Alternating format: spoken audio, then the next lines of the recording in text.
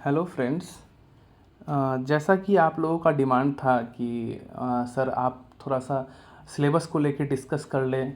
SSC CGL के maths, reasoning, जीए और English सारे के सिलेबस एक प्रॉपर ढंग से आप फ्रेम करके बता दें, जिससे कि मुझे स्कोर करने में प्रॉब्लम ना हो। ऐसा आप लोग का डिमांड था। उस बेसिस पे मैंने एक जो है एसएससी सीजीएल का रीजनिंग का सिलेबस लेके आया हूँ। और इसे आप देख करके एनालाइज कर सकते हैं कि कौन कौन सा टॉपिक्स आता है और कौन कौन सा टॉपिक से हमें स्कोर करना है, क्योंकि रीजनिंग एक ऐसा सब्जेक्ट है जिसमें आपको 100 आउट ऑफ 100 स्कोर करना ही करना है, चाहे वो प्रीलिम्स हो चाहे वो मेंस हो। अगर आप उसमें 50% या 60% स्कोर करते हैं, 25 में अगर आप 20 क्वेश्चन ही कंप्लीट कर पाते हैं, तब आप बहुत लैग बिहाइंड रह पाएंगे, क्योंकि रीजनिंग एक स्कोरिंग सब्जेक्ट होता है और बहुत कम मेहनत में आपको बहुत अच्छा स्कोर ये प्रोवाइड कर सकता है। तो देखिए, इसमें जो टॉपिक्स आते हैं सीजीएल में, वो पहला टॉपिक है इसका कोडिंग डिकोडिंग। कोडिंग डिकोडिंग में सिंपल आपको जो है एक वर्ड दे दिया जाएगा और उसको कोडेड फॉर्म में लिख दिया जाएगा। फॉरवर्ड या बैकवर्ड उसमें कोडिंग या फिर प्लेस वैल्यू के हिसाब से उसमें एडिशन सब्ट्रैक्शन कुछ भी हो रहा होगा, ये ऑपरेशन हो सकता है कोडिंग डिकोडिंग में। दूसरा है पेयर फॉर्मेशन। पेयर फॉर्मेशन है कि आपको पेयरिंग दे दिया जाएगा कि आप इसको इसको दो वर्ड दिया जाएगा और दोनों मिला करके आप एक पेयर बनाना होगा। और उसका नंबरिंग भी हो सकता है कि जिस नंबर से इसको अगर मान के चलिए काउंटिंग करके बाद आपको वो नंबर से सब पता चल रहा है प्लेस वैल्यू को काउंट करके, तो आपको वो पेयर फॉर्मेशन बोलते हैं। लेटर सीरीज को हम लोग अल्फ़ाबेटिकल सीरीज भी बोल सकते हैं। उसमें क्या होता है कि आपको एक बड़ा सा सीरीज दिया जाएगा अल्फ़ाबेटिकल, उसमें कुछ कुछ ब्लैंक्स होंगे, तो आपको उसे काउंट करके बेसिकली पता करना होता है कि किस किस जगह पे क्या क्या आ सकता है। कुछ एडिशन हो सकता है उसमें अल्फ़ाबेट्स का, या फिर रिपीटेशन हो सकता है कि शुरू का 3 लेटर्स बार बार रिपीट हो रहा है, ये करके उसमें टॉप बन सकता है उसमें। फोर्थ है अल्फ़ाबेटिकल सीरीज। ये letter series alphabetical series same ही है। अल्फ़ाबेटिकल सीरीज मतलब वो अल्फ़ाबेट्स होगा और लेटर्स मतलब लेटर्स हो गए। फिफ्थ जो है वर्ड फॉर्मेशन। वर्ड फॉर्मेशन में है कि आपको एक 4-5 लेटर को दे दिया जाएगा जो थोड़ा सा मतलब पूरा आर्बिट्ररी वर्ड रहेगा, तो उसमें से आपको वर्ड फॉर्मेशन, जैसे भोपाल हो गया। भोपाल एक कैपिटल है मध्य प्रदेश का, तो भोपाल को थोड़ा सा उल्टा पुल्टा करके दे दिया जाएगा और आपको पता करना होगा कौन सा लेटर बन रहा है इससे। डिक्शनरी ऑर्डर तो आपको पता ही है कि डिक्शनरी फॉर्म में होता है, आपको 1 से लेकर 6 नंबर्स तक दिया जाएगा और आपको पता करना होगा कि किस किस सीक्वेंस में डिक्शनरी ऑर्डर में लिखा जाएगा।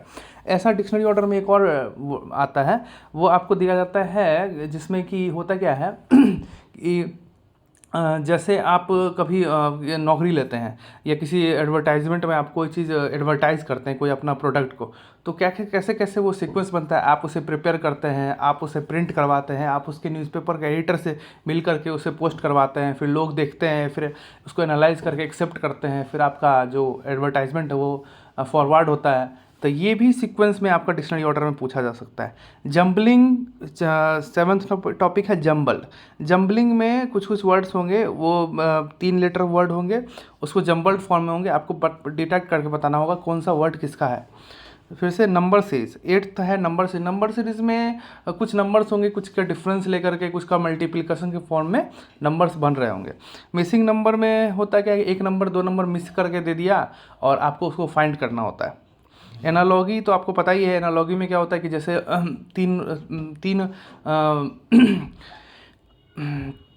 तीन लेटर्स हो सकते हैं या 3 नंबर्स हो सकते हैं। 3 नंबर्स के बीच में कुछ कम्बिनेशन बन सकता है, एडिशन का, सब्ट्रैक्शन का, एक के साथ दूसरा मल्टीप्लाई करके डिवाइड करने का।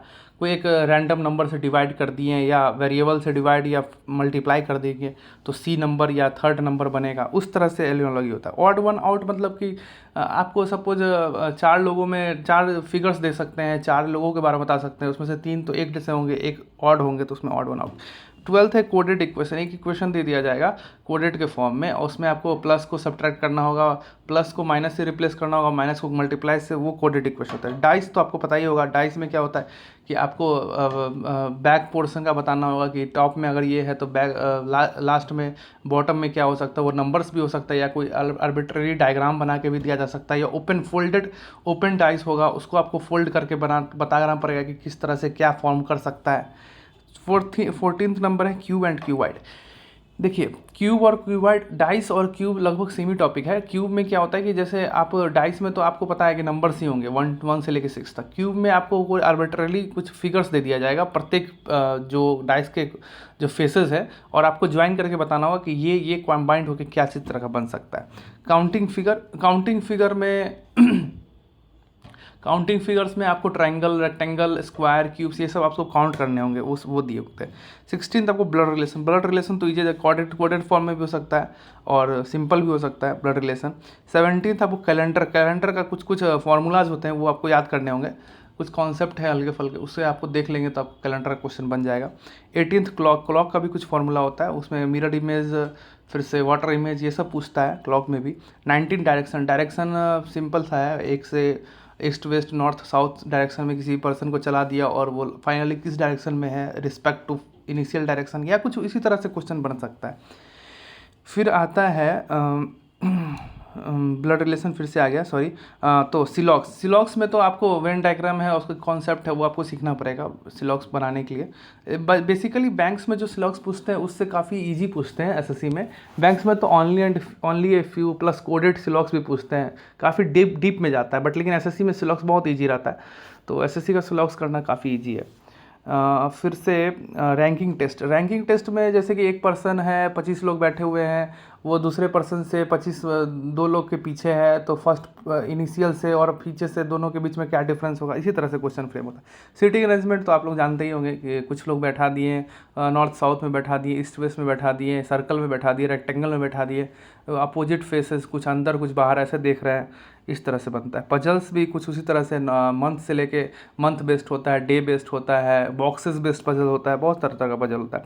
वेन डायग्राम हुआ कि आपको जैसे कि तीन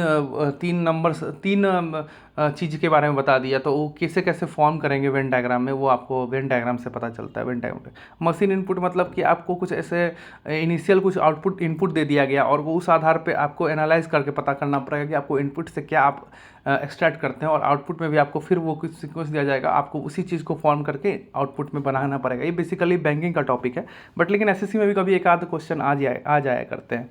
27 नंबर टॉपिक है कि statement argument, statement conclusion, statement exemption, course of action, ये जनरली मेंस का टॉपिक है, बट लेकिन एसएससी का कुछ पता नहीं सीजीएल का, वो प्री में भी ये सब टॉपिक से क्वेश्चन फ्रेम करके दे सकते हैं, बट लेकिन आपको इसके बारे में कॉन्सेप्ट क्लियर होना चाहिए।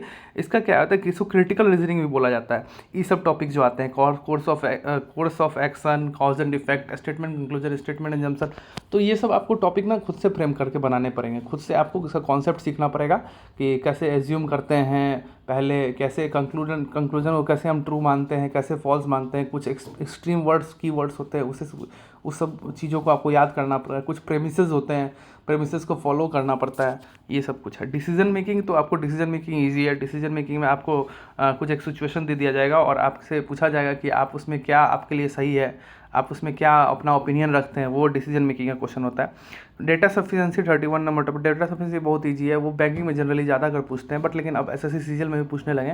डेटा सफिशिएंसी में आपको एक क्वेश्चन दे दिया जाएगा और उसके साथ साथ नीचे 2 स्टेटमेंट दे दिए जाएंगे। दोनों स्टेटमेंट से पता करना पड़ेगा कि जो आपको डिज़ायर्ड आउटपुट है, डिज़ायर्ड जो क्वेश्चन में पूछा गया, वो किस स्टेटमेंट से पॉसिबल है, ये निकालना। आइदर वो 1 से हो सकते हैं, 2 से हो सकते हैं, या दोनों मिला के हो सकते हैं, या दोनों मिलाने के बाद भी नहीं हो सकते हैं, और नाइदर नॉर हो जाता है। ठीक है। वर्ड बेस्ड प्रॉब्लम भी पूछा जाता है, मैट्रिक्स भी पूछा जाता है। पेपर फोल्डिंग कटिंग तो पता ही आपको कि पेपर को एक डायग्राम दे दिया जाएगा, उसको ओपन करने के बाद क्या बनेगा, उसको क्लोज करने के बाद क्या बनेगा, ये सब पूछा जाता है। एम्बेडेड फिगर भी है, कुछ एक आर्बिट्ररी डायग्राम दे दिया गया, आपको एक फिगर दे दिया गया, उसमें आपको बता सकता है कि अगर आप फिगर रोटेट कर सकते हैं, नहीं भी रोटेट करेंगे या रोटेट करेंगे तो आपको क्या उसमें किस फिगर में आपको ये डिज़ायर्ड आउटकम दिख रहा है। कंप्लीशन ऑफ फिगर भी उसी तरह से है, कुछ ग्रुपिंग ऑफ फिगर्स भी है, सीरीज़ भी पूछा जाता है, एनालॉगी तो आपको बता ही गया, क्लासिफिकेशन होते हैं, डॉट सिचुएशन है, फिगर फॉर्मेशन हो गया, ये सब टॉपिक्स जो है ना जनरली मोटा मोटी एसएससी सीजीएल में पूछे जाते हैं। इसके लिए आपको प्रॉपर प्रैक्टिस करने की ज़रूरत पड़ती है, और आपको मेरा ये वीडियो बनाने का ये मोटिव था कि आपको इस चीज़ के प्रति आप रूबरू हो सकें कि आपको कौन कौन सा टॉपिक्स कंप्लीट करना है, कौन कौन टॉपिक्स कितना क्वेश्चन प्रैक्टिस करने हैं, अच्छे क्वेश्चन प्रैक्टिस करने। देखिए रीजनिंग में सारे क्वेश्चन आपको प्रैक्टिस नहीं करने होते हैं, क्योंकि इतने सारे क्वेश्चंस फ्रेम होते हैं, और आपको उतने करने बैठेंगे तो आपका काफ़ी टाइम वेस्ट हो जाएगा। आपको क्या है, लिमिटेड क्वेश्चंस प्रैक्टिस करने हैं और अच्छे अच्छे क्वेश्चन प्रैक्टिस करने हैं। आपको फाइंड करना है किसी चैनल से, किसी बुक से, और आपको सर्कल आउट करना है कौन कौन क्वेश्चन अच्छे हैं, कौन कौन क्वेश्चन जनरली अगर पूछे तो डाउट क्रिएट कर सकते हैं बच्चे एस्पिरेंट के माइंड में, तो वो क्वेश्चन आपको सिर्फ प्रैक्टिस करना है। तभी आपको कम टाइम में ज़्यादा आपको फ्रूटफुल आपको आउटपुट मिल सकता है। तो ये सही, यही पर्पस था इस वीडियो को कंप्लीट करने का, इस वीडियो को बनाने का। आई होप कि इससे आपको थोड़ा सा हेल्प मिल जाएगा और आपको रीजनिंग में बेसिकली थोड़ा सा अच्छे स्कोर कर पाएंगे और आपका सारा डाउट्स क्लियर हो पाएगा। चलिए, थैंक यू।